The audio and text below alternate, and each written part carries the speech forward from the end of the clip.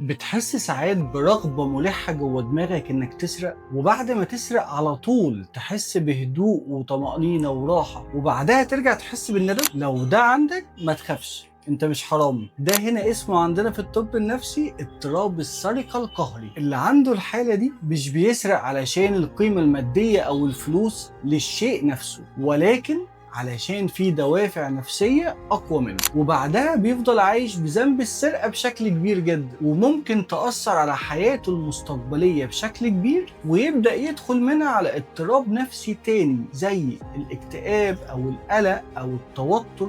زي ما يكون أسبابها بتكون إنها اضطراب نفسي أو مشكلة في التحكم في الدوافع والاندفاعية بتاعت الإنسان.